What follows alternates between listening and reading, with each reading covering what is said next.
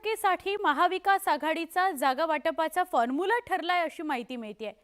48 पैकी तब्बल 36 जागांबाबत काँग्रेस, राष्ट्रवादी काँग्रेस आणि ठाकरेंच्या सेनेमध्ये एकमत झाल्याचं सूत्रांकडून कळतंय। त्यामुळे जागा वाटपात महाविकास आघाडी महायुतीवर सरशी करण्याची शक्यता व्यक्त केली जाते। 36चं ठरलं, 12 जागांवर अडकलं। महाविकास आघाडीचा लोकसभेचा फॉर्म्युला ठरला। काँग्रेसला विदर्भात सर्वाधिक जागा, सूत्रांची माहिती। कोकणात ठाकरेंना झुकत्या मापाचे संकेत। लोकसभा निवडणुकीला अवघे काही महिने शिल्लक राहिले, त्यामुळे आता सर्वच पक्षांनी जागा वाटपाच्या अंतिम चर्चेला सुरुवात केल्याचं दिसतंय। यात राज्यातील महाविकास आघाडीनं पुढाकार घेतल्याचं दिसतंय, कारण राज्यातील 48 पैकी तब्बल 36 जागांबाबत महाविकास आघाडीतील घटक पक्षांचं एकमत झाल्याची माहिती सूत्रांकडून मिळते।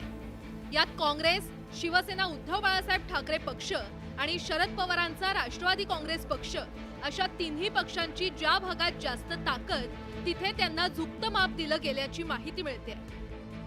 त्यानुसार विदर्भातील सर्वाधिक जागा काँग्रेसला मिळणार असल्याचं सूत्रांकडून कळतंय। शरद पवारांच्या राष्ट्रवादीला पश्चिम महाराष्ट्रात सर्वाधिक जागा मिळणार आहे, तर उद्धव ठाकरेंना मुंबईसह कोकणातील बहुतांश जागा मिळणार असल्याची माहिती मिळते। मुंबईतील 6 पैकी 4 जागा एकट्या ठाकरे गटाला मिळणार हे जवळपास निश्चित झालंय, तर काँग्रेस आणि राष्ट्रवादी मुंबई लोकसभेची एक जागा लढवणार असं सूत्रांकडून कळतंय। जो विजयी होईल त्यालाच उमेदवार ठरवावा अशी देखील सूत्रांनी माहिती दिली आहे। त्यामुळे आगामी काही दिवसात महाविकास आघाडीचा फॉर्म्युला कसा असतो हे लवकरच कळणार आहे। सध्या महाविकास आघाडीच्या लोकसभेच्या जवळपास 36 जागांवर एकमत झाल्याची माहिती सूत्रांकडून मिळते। ज्या 12 जागांचा तिढा आहे तोही लवकरच सुटणार असल्याचं बोललं जातंय।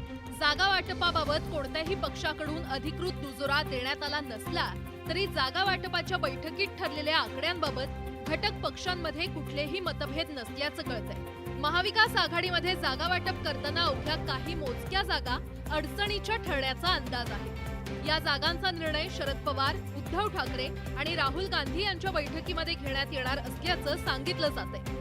तसंच येत्या काही दिवसात लोकसभा जागांवर अंतिम शिक्कामोर्तब करण्यासाठी दिल्लीत बैठक होण्याची देखील शक्यता व्यक्त करण्यात येते।